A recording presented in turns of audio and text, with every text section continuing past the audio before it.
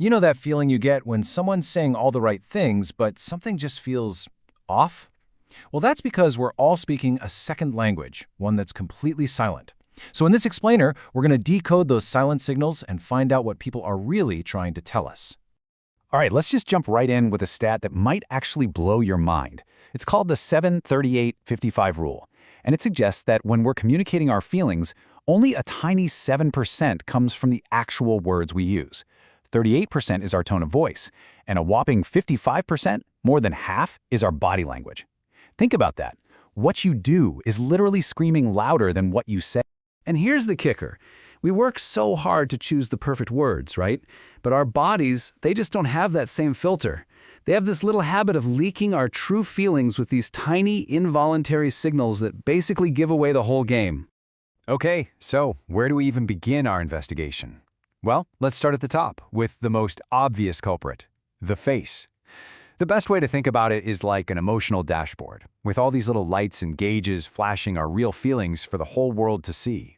And right away, this gives you a kind of superpower, the ability to spot a fake smile from a mile away. See, a genuine smile, what scientists call a Duchenne smile, it's all about the eyes. It's involuntary.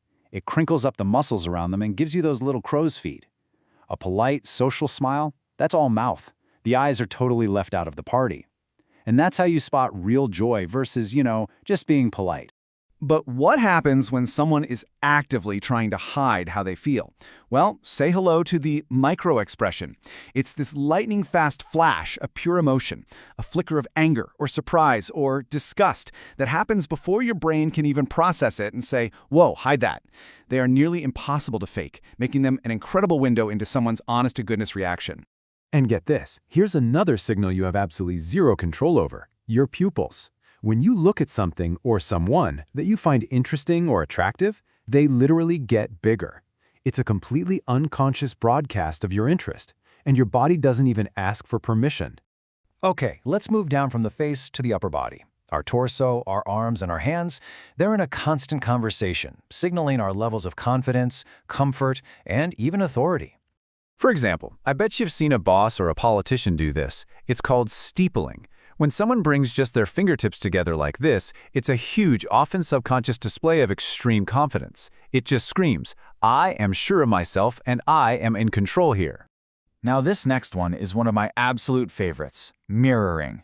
When you see two people who are really connected, who are just vibing in a conversation, you'll start to notice they're adopting the same posture. One leans in, the other leans in.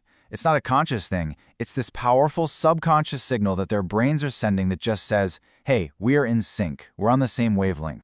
But okay, let's talk about the most famous, or maybe infamous, body language signal of all time, crossing the arms.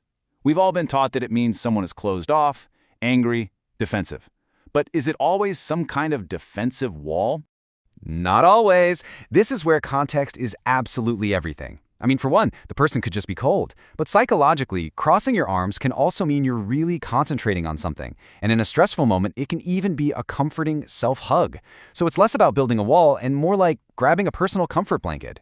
So we've looked at the face, we've looked at the torso, but now we get to the most surprising part of our journey. The most honest part of your entire body.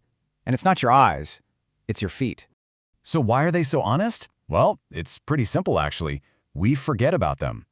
We're so busy managing our facial expressions, trying to figure out what to do with our hands, that our feet are just left down there on their own, broadcasting our true intentions for everyone to see. This means you have to watch where the feet are pointing.